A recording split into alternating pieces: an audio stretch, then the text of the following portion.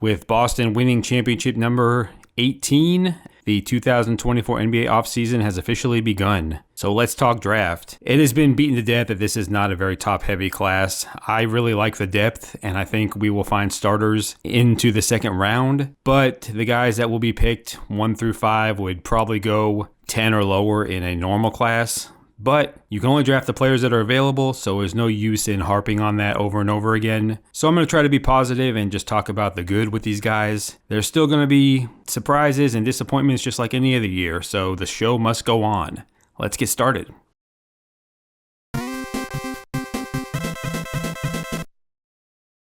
Right now I have this as a 3-man race. Zachary Risacher, Alexander Sarr, and Donovan Clingan. Out of those 3, I think Risacher is the best fit and the easiest projection at number 1 overall. He has the ability to be a good shooter and scorer, ball handler, can play some defense as well. Nice size, closed out his European season on a high note, and I think he would fit in pretty well with this current Hawks core, or really any team for that matter. It's hard to project big men because they have so many more deficiencies as wing players, so Risacher might not have the biggest upside, but I think he's got the best chance to develop into a solid starter for the Hawks.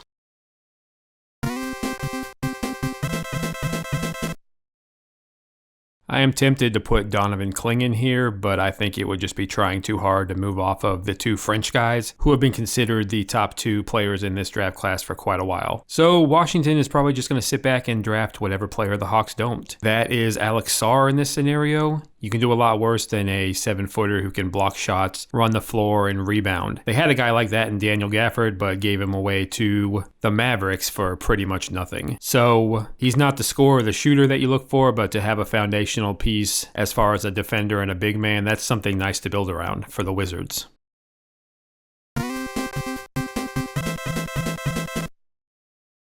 So the Houston Rockets are the latest in a long line of teams to benefit from the Brooklyn Nets' short-sightedness in trading away all their draft picks. This pick is from Brooklyn, the first of many coming up for the James Harden trade. Yeah, the James Harden trade. 3 teams ago he was on Houston, and they are benefiting from that trade. Anyway, I think this is going to be Donovan Clingan at the 3rd spot, whether it's Houston or a team like Portland or Memphis to trade up to draft him. You can't teach his size and defense. He only played 22 minutes a game as a sophomore in Connecticut, so he's got that conditioning issue, but I don't really think that's much of an issue. I think that'll work itself out once he gets into NBA training camps and weight rooms and conditioning drills and that kind of thing. Houston has 2 very talented 21-year-old big men, Jabari Smith and Alperen Şengün, but both of those guys are clear offensive-only players, so to add a guy like Clingan to the rotation as a true defender and anchor in the middle, that would just be a huge boon for Houston, whether they choose to keep this pick or move it. You usually want to draft a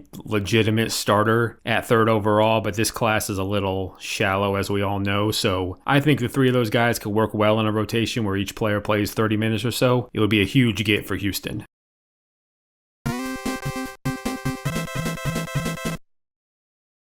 The San Antonio Spurs have a pretty well-defined need at point guard on this roster. The top 2 guys in this class seem to be Stephon Castle and Reed Sheppard. They could not be any different of point guard prospects. Neither is a real true point guard. I went with Reed Sheppard because of his shooting ability, and I think he would be a good fit with Victor Wembanyama. I mean, who wouldn't be a good fit with that guy? But Sheppard can shoot. He demonstrates some real point guard skills, but doesn't need the ball in his hands to be effective. He can play off Wembanyama pretty well. Didn't start at Kentucky, but that's okay. He played well over 30 minutes per game, and I don't think he has the upside of an all-star or maybe even a top starter. I think he might be more of a bench guy, but that is this draft. 4 overall, if you can get a guy who can be a really solid rotation piece, that's what you're going to get in this class.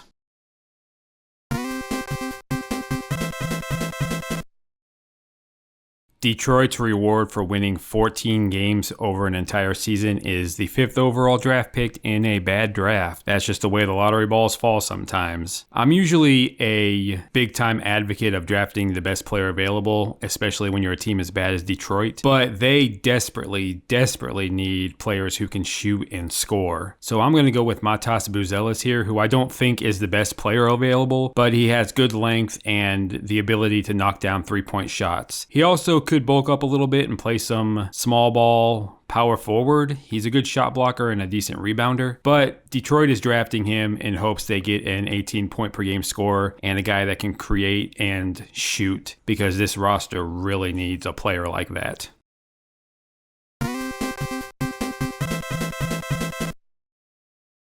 On paper, Charlotte has a pretty nice big three with LaMelo Ball, Mark Williams, and Brandon Miller. Of course, if those guys aren't on the court together, then it really doesn't make any bit of a difference. Mark Williams and LaMelo Ball only played a quarter of the season last year, so that's why Charlotte is picking where they are. So I don't think they're going to go after a true point guard or a center in this class. Stephon Castle seems to market himself as a point guard and has said as much, but I think he's more of a combo guy. He may not be happy with being drafted to a team that has a lead guard like Ball already on the roster, but it's not like he's going to sit out and jeopardize his NBA career. Plus, Ball misses so much time that he's probably going to play a ton of point guard anyway. He's not much of a shooter, but has great size, has the ability to be a strong defender, and can really get to the rim offensively. I'm not really sure what his long-term fit is as far as a point guard or not, but he's a talented player and would fill the shooting guard role right away in Charlotte.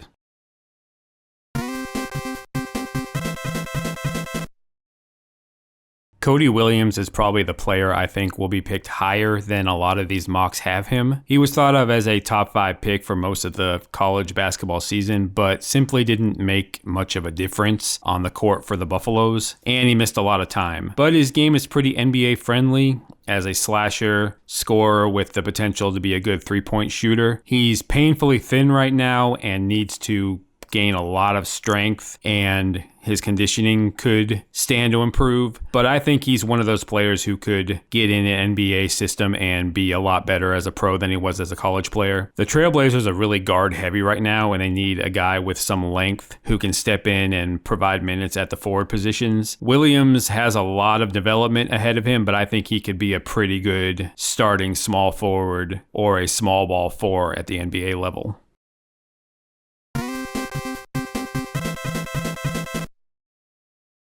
This pick for the Spurs came down to TJ Salone and Dalton Knecht. So yes, I did take the easy way out by giving the Spurs another French player to go along with Victor Wembanyama. Salone played on the same team that Wembanyama played on before he came to the NBA. They share the same agency and they are friends. So one, you want to make your franchise player happy, and adding a fellow countryman to the roster would do that. And two, he would help make Salone's transition to the NBA smoother. The Spurs really need talent. I mentioned point guard earlier, but they need players everywhere. Salone is a definite project, but has the ability to be a really good combo forward if properly developed, and the Spurs organization has shown that they can be patient and develop guys like this.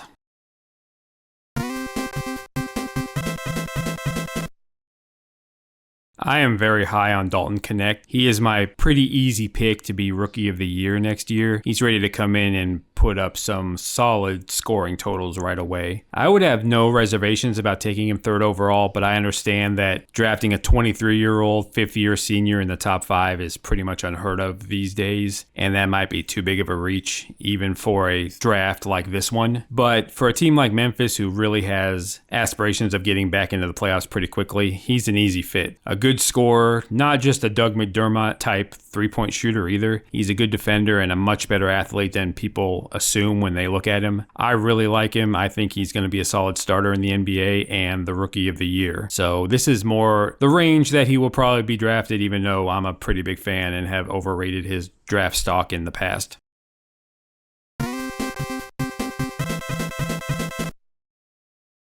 It is very unfortunate that Nikola Topic has dealt with so many injury issues, because I think he has a chance to be an exciting NBA player. Kind of a throwback to the days when we had the bigger point guards who just love to make flashy passes all over the place. But I don't think he's going to fall too far. He's talented, and there's a lot of bad teams this year that don't mind drafting a project, even if he has to redshirt his rookie season, because the talent level in this class isn't top notch. Utah always seems to want to be tanking and could never quite get it right, winning too many games. So I think they'll be glad to take their point guard of the future, even if he doesn't play next year. They're looking to move Jordan Clarkson and Colin Sexton most likely, and that'll open up a lot of minutes in the backcourt with Keontae George. So Utah will want to tank for Cooper Flagg and hopefully get 2 rookies in 2025 when Topic is ready to return if he doesn't play in 2024.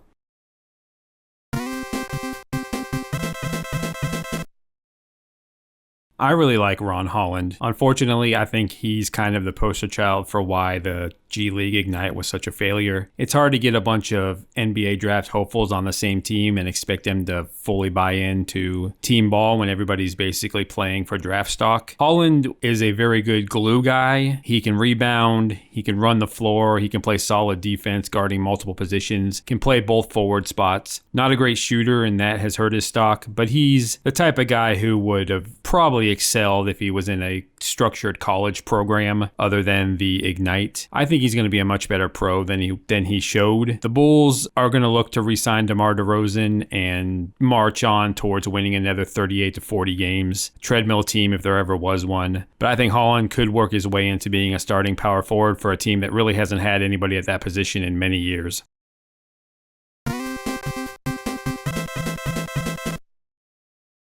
This Thunder organization is at a crossroads right now. They just came off a 1 seed and are in position to really go for it before the contracts of Chet Holmgren and Jalen Williams get really expensive. But they also have like 7,000 draft picks and not enough roster space to use on all those players. So what they choose to do this summer is going to be pretty interesting. They could definitely use a center at this pick, but there isn't really anybody available. So I went with Rob Dillingham, who's probably the best talent available with this pick right here. He would be a little bit redundant with Isaiah Joe and Cason Wallace already taking up the backup guard positions, but I don't know who else to really mock to them. Maybe they choose to move on from Josh Giddey and Dillingham can be kind of like a supercharged Bones Highland backup microwave scorer off the bench. Who knows? I don't know which direction the Thunder are going to go in. All I know is they have too many draft picks and it's probably time to really cash those things in and get some elite talent to add to this roster and really go for it. But I have a feeling the general manager just enjoys having all these draft picks and not really knowing what to do with them at this point.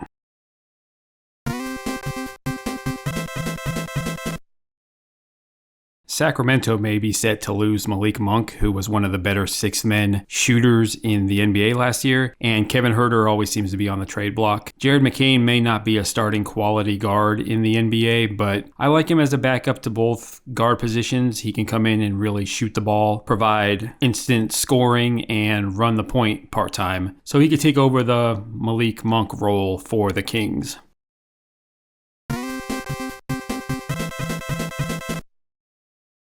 So this is a reach, I admit it. Yves Missi is absolutely not the 14th best player in this draft class, but Portland really doesn't have the need for another guard, and guards dominate this part of the draft. So I went with a big man, freshman, shot blocking potential, someone they can work with and have take over for DeAndre Ayton in a few years. Like I said, this is a pretty big reach, and even I can admit that, but 2 first-round picks, definite need for size on the roster, so whatever. It wouldn't be the first time that size has risen up on the draft board.